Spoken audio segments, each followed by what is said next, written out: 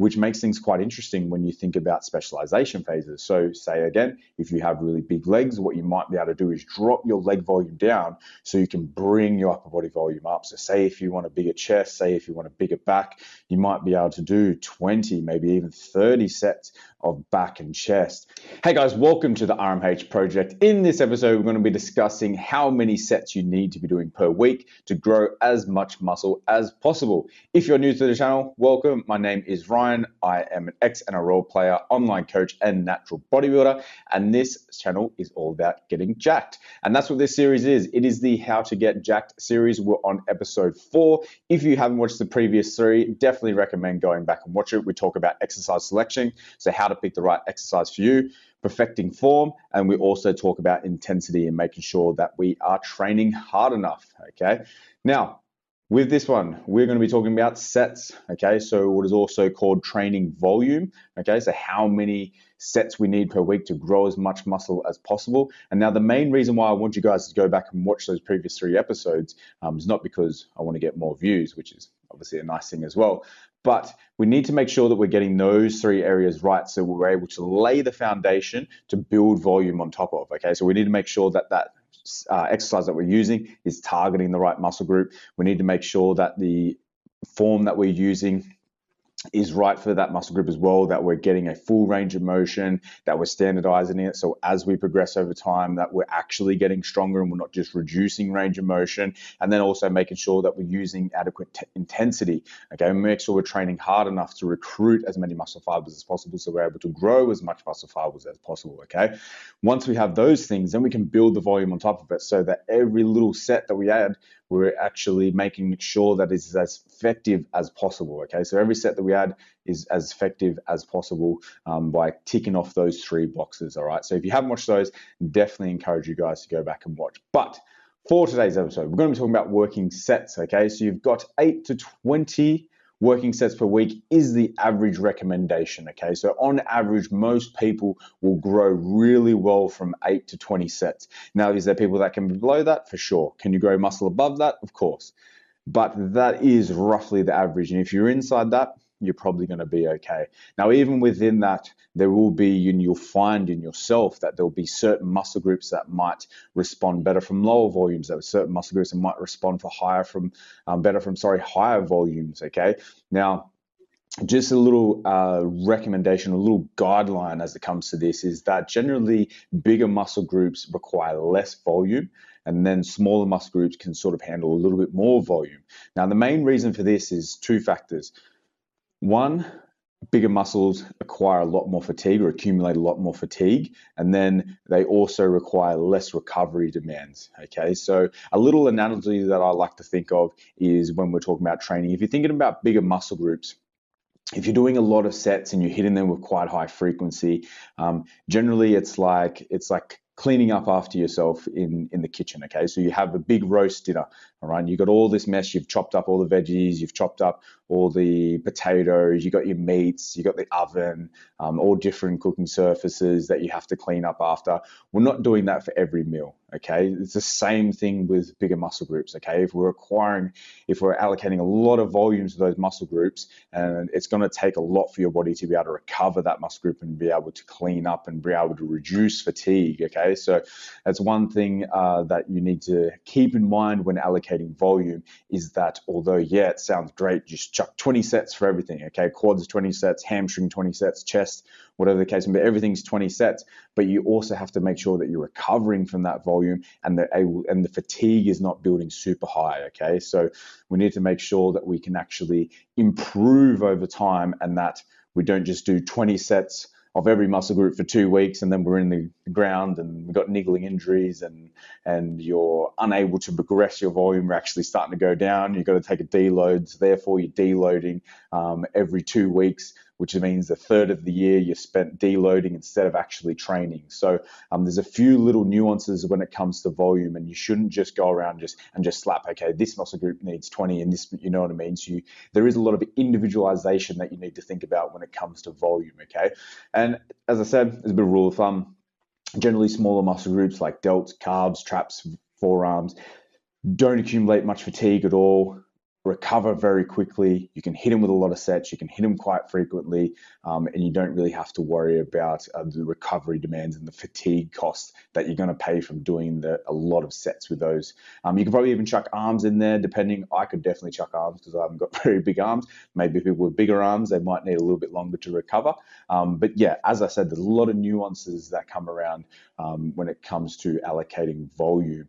Now, on top of that, there is such thing as a systemic volume limit. Okay, now you'll hear a lot of experts in the field and a lot of coaches that have been around for a long time talk about systemic volume limit.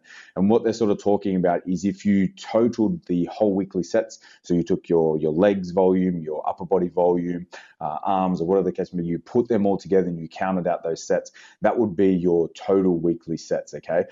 Now, most people have a systemic volume limit where, say, if you get over 100 sets for all of your muscle groups put together, you're probably not going to be able to recover as well. And as I said, you're probably only be able to run a training program for 2 weeks before you're in the ground and you need to deload. Okay, so we need to adhere to that. So therefore, we need to get quite smart with how we allocate our volume. Okay, so for me, for example, I know that after training for X amount of years and understanding volume and tracking and everything like that, I know that my chest doesn't need a lot of volume to grow. So I only really need 10 sets of chest per week for me to be able to get growth in my chest. Whereas things like my back, so like my lats, need like 15 to 20. So it needs a lot more volume. And it just becomes a understanding of how much volume you should be allocating to certain muscle groups, whilst also, as I said, being able to recover from each session and also being able to keep fatigue under management and just make sure that we're able to extend this training block as long as we can. So we want to get week after week of quality training where we're progressing to be able to build as much muscle as possible, not do 2 weeks and then have to deload because we're so wrecked. Okay, so that's one of the biggest things when it comes to volume is being able to manage the fatigue that we accumulate, and to make sure that we're recovering between sessions. Now, I'm probably going to have to do a video on how that looks, okay, because it's a little bit more in depth than what I can just cover in this. So I will do another video on that. But yeah, just remembering about systemic volume, okay, and that sort of takes me into the next part, which we're going to talk about specialization phases. Okay, so say if we have 100 sets that we can allocate per week, but you might have really strong legs and you're trying to bring up your upper body. You can put your legs at maintenance volume. And now this is another thing that has been studied quite a lot lately, and it's shown that we can actually maintain muscle on pretty low volume. So if it takes you, say, 10 sets to be able to grow your quads, you may be able to maintain your quads at that size for 3 to 4 sets. So you can actually drop your volume by about a third, okay? Which makes things quite interesting when you think about specialization phases. So say again, if you have really big legs, what you might be able to do is drop your leg volume down so you can bring your upper body volume up. So say if you want a bigger chest, say if you want a bigger back, you might be able to do 20, maybe even 30 sets of back and chest. But because your volume is so low on your legs, it's like you're hitting upper body.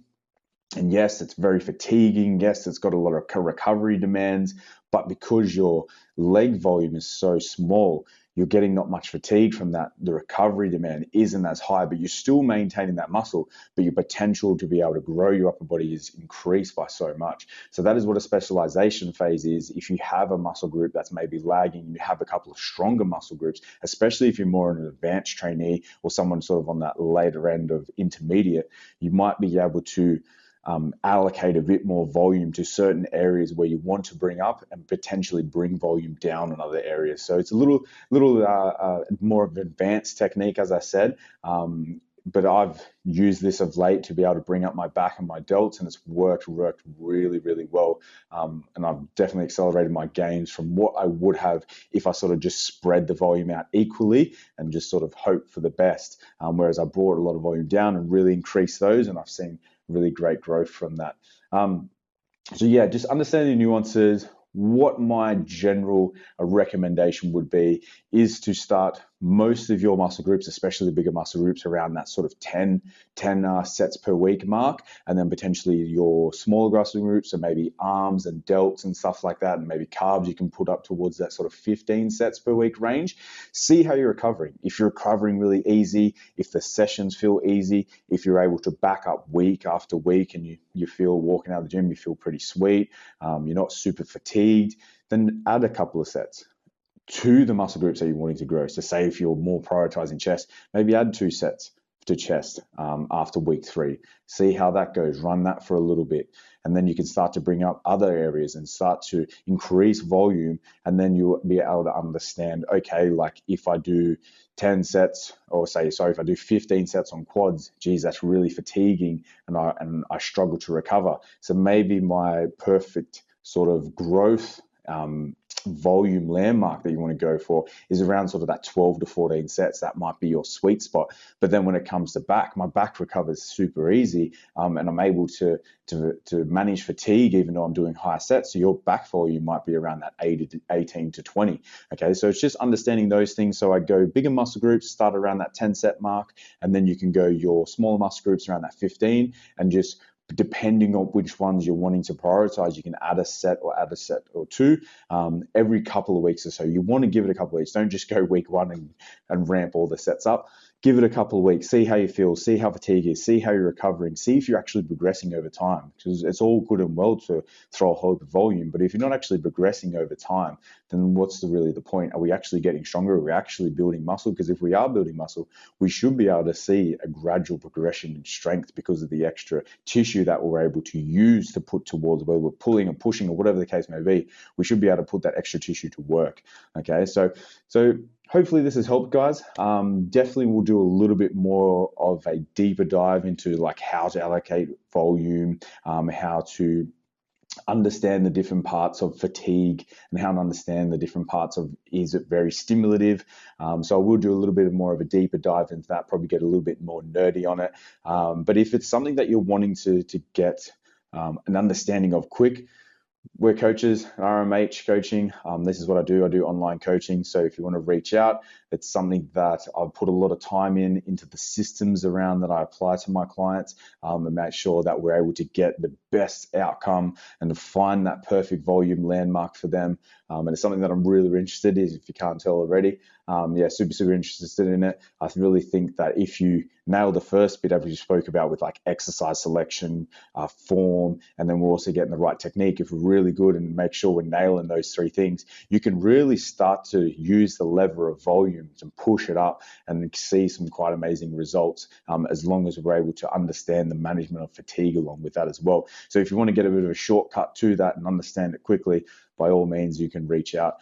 As I said, online coaching is what we do. So hopefully you enjoyed the episode, guys. Do all those good things, like, subscribe, share, and I will see you in the next one.